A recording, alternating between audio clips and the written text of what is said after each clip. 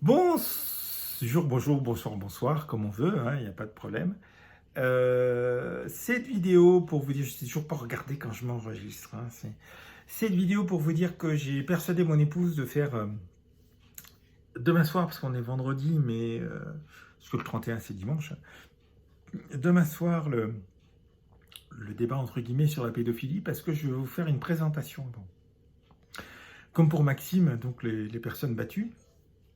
Et on n'a pas fait le débat après parce qu'il y a des modifications dans la vie de Maxime qui fait qu'il est beaucoup moins disponible. Voilà. Et moi, par contre, je vais vous faire, oui, mon bout de sang, petit bout de sang. Voilà.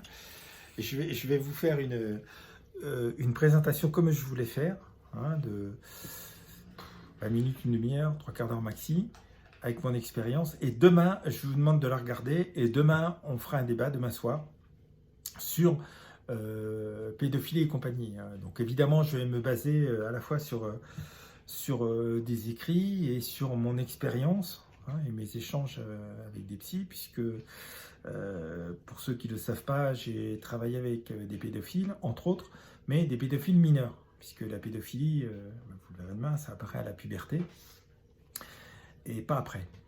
Euh, donc voilà, donc ce qui fait que je vais vous faire une petite présentation. On va parler de tous ces mots, pédophile, éphébophile, dendrophile et tout ça. Ce que ça signifie, tout ça.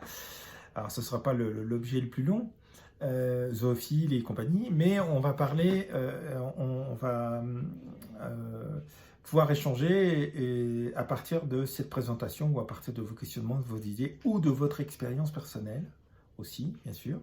Je vous rappelle 1 sur 5, 20% des enfants qui ont été victimes d'un pédophile, sans compter les autres agressions sexuelles après. Donc c'est vraiment un gros problème. Voilà. Les agressions sexuelles en général en France. Il faut savoir que la France a ce problème-là. Carl Zéro n'est pas le premier qui emploie les mots pédocratie pour la France. C'est malheureusement pas le premier. Et ça ne sera pas le dernier. Donc je vais vous faire cette présentation à partir à la fois de mon expérience, à partir des termes, à partir de définitions.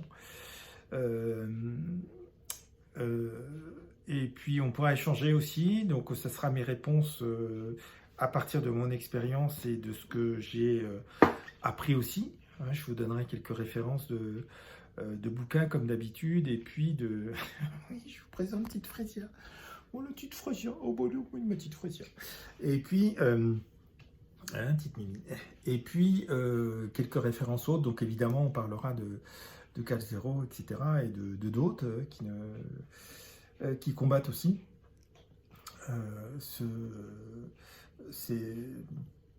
comment dire, ce phénomène de société, parce que je pense qu'il n'a jamais été aussi important, dû au laxisme qu'on trouve en particulier en France. Et je pense qu'on a besoin de beaucoup en parler, surtout qu'il y a une lutte très claire pour légaliser.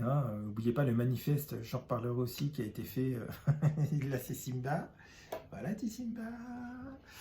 Le manifeste dans les années 60-70, après 1968, par un certain nombre d'artistes, dont Jean-Paul Sartre, pour légaliser la pédophilie.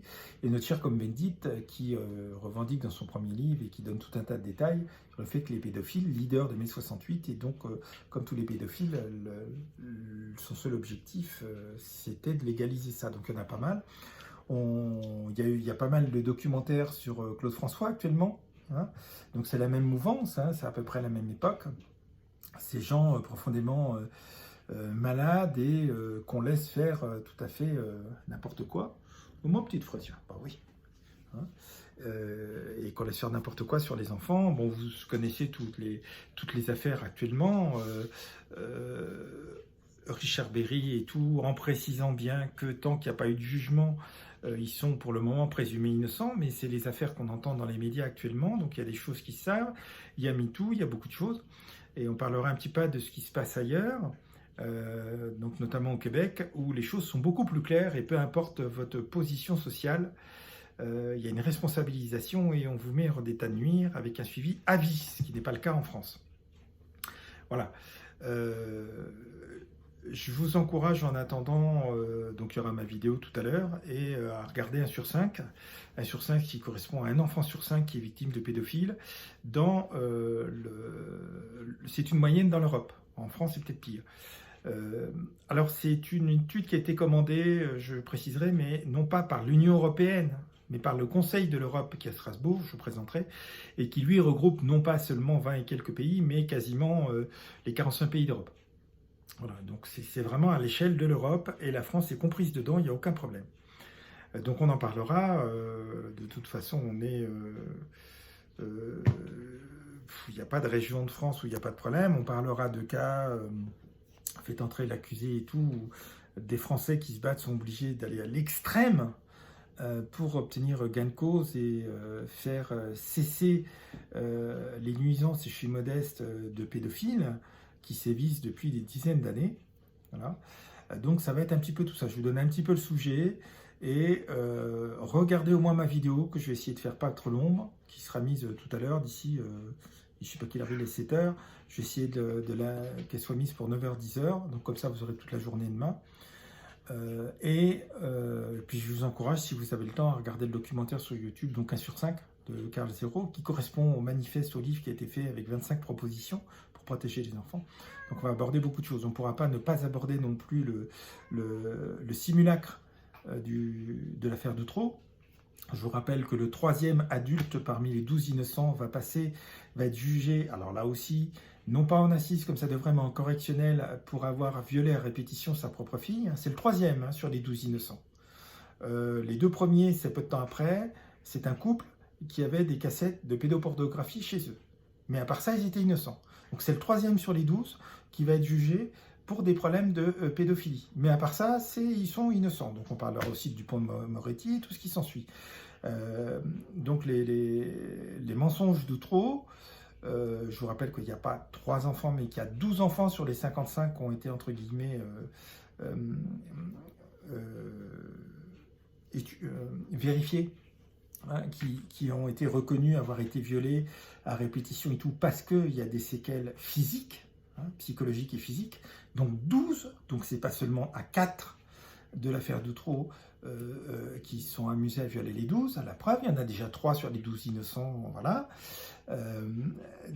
Et également, tout n'a pas été dit, et on sait très bien que ce soit sur l'affaire Dutroux ou sur l'affaire Fourniret, c'est une volonté, parce que finalement, il y a beaucoup d'enfants qui sont apparemment disparus, et ça fait un peu beaucoup par rapport au personnage que c'était. Voilà. Ben, écoutez, je vous fais ça rapidement tout à l'heure, et puis on va discuter demain, donc il y a le temps, hein, je vous rappelle que il y a le temps, oui, il y a 1 heure de moins demain soir, mais c'est samedi, il y a 1 heure de moins, mais il y a le lundi qui est férié, donc c'est bien, on perd 1 heure, mais on récupère une journée, donc c'est pas un problème, comme ça.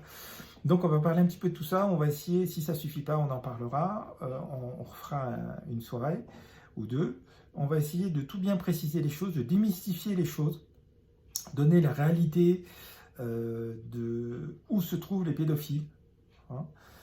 Les statistiques qu'on ne trouve pas en France, mais on va se baser sur les pays industrialisés, parce que c'est des statistiques comme ça qu'on ne trouve plus, hein. Je vous ai déjà parlé des familles d'accueil en France où dans certains départements c'est jusqu'à 70-75% des familles d'accueil sont maltraitantes, et on ne trouve plus les statistiques en France depuis quelques années, donc comme ça c'est clair, et les statistiques sur qui sont les pédophiles, on ne les trouve plus non plus. Donc on va essayer de se baser sur du concret, et on va s'appuyer sur les pays industrialisés modernes équivalents. Voilà. Comme ça va être simple. Et puis sur les affaires, voir que mentionner par rapport au nombre de plaintes, le nombre d'affaires qui vont au bout, les scandales actuels, le mal qu'Outreau a fait, comme par hasard c'est sous Sarkozy. Voilà. Donc il y a beaucoup de choses dont on pourra débattre. On ne pourra peut-être pas tout faire demain, mais c'est un petit peu tout ce dont je vais vous présenter dans cette vidéo. C'est limité, c'est non exhaustif, mais ça va vous montrer un petit peu le champ qui est très étendu au niveau de ces déviance sexuelle qu'on appelle la pédophilie, et dont je vous rappelle qui apparaît, parce que ça je tiens à vous le signaler dès maintenant, qui apparaît à la puberté et non pas après. Donc ce ne sont pas les prêtres qui deviennent pédophiles, mais des pédophiles qui deviennent prêtres, qui deviennent instits, etc. Hein, c'est dans ce sens-là que ça marche. Voilà. Donc je vous dis à tout à l'heure par vidéo. Je vous encourage à regarder cette vidéo pour demain soir et la vidéo que je vais faire pour présenter la pédophilie. Si vous pouvez, 1 sur 5 de Carl Zero, parce que c'est extrêmement précis, il parle d'études et tout, c'est très intéressant. Si vous avez le temps, qu'on trouve sur YouTube, etc., ben vous tapez 1 sur 5 et puis c'est bon. Et je vous rappelle qu'1 sur 5, c'est parce qu'un enfant sur 5 est victime d'un pédophile dans toute l'Europe, et y compris en France. Et sur ce, ben je vous dis que Dieu vous bénisse. Donc du coup, par rapport à ça, il n'y aura pas de vidéo ce soir, de direct, pardon. Il y aura une vidéo pour préparer le direct de demain. Donc je vous souhaite une bonne soirée, que Dieu vous bénisse, et je vous dis, pardon, à très très bientôt, au plus tard à demain, à tout à l'heure en vidéo, au plus tard à demain, bye.